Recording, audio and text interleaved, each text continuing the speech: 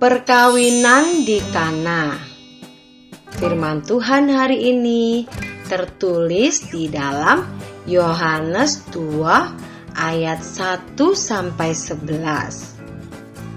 Pada hari ketiga ada perkawinan di Kana yang di Galilea. Ada pernikahan adik-adik. Dan Ibu Yesus ada di situ. Yesus dan murid-muridnya diundang juga ke pernikahan itu. Ketika mereka kekurangan anggur, anggurnya habis adik-adik. Ibu Yesus berkata kepada Yesus, "Mereka kehabisan anggur." Kata Yesus kepadanya, "Mau apakah engkau daripadaku, Ibu? Saatku belum tiba." Tetapi Ibu Yesus berkata kepada pelayan-pelayan,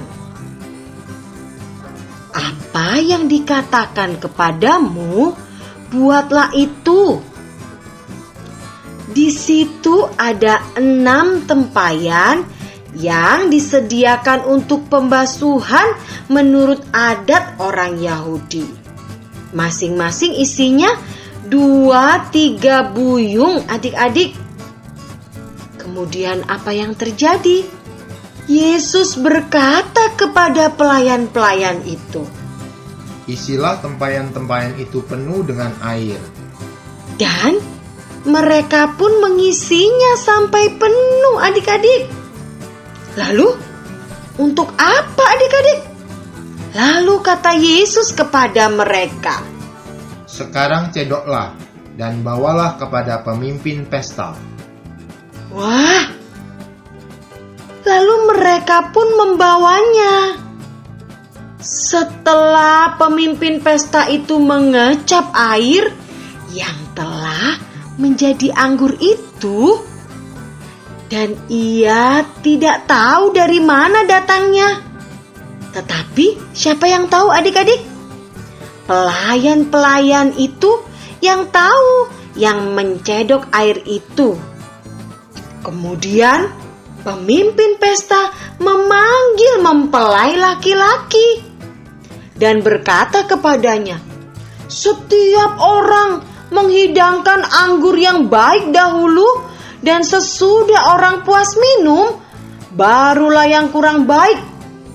Akan tetapi engkau menyimpan anggur yang baik sampai sekarang." Wah, luar biasa ya adik-adik. Mukjizat sudah terjadi. Air yang diminum tadi sudah berubah menjadi apa adik-adik? Anggur.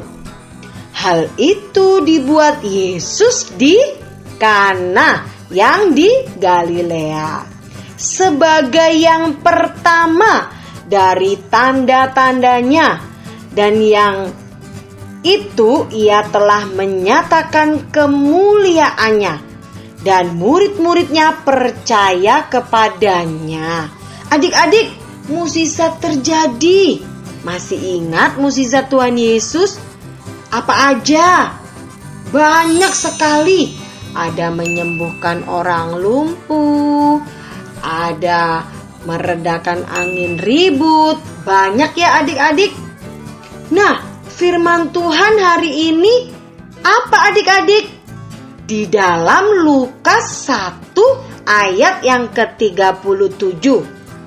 Sebab bagi Allah tidak ada yang mustahil.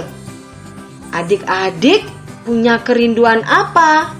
Mungkin ada yang kepengen sepeda baru, ada yang sedang berdoa, mungkin ada yang sakit, atau mungkin ada yang kepengen orang tuanya diberkati Tuhan, ada yang kepengen diberi Tuhan kepintaran.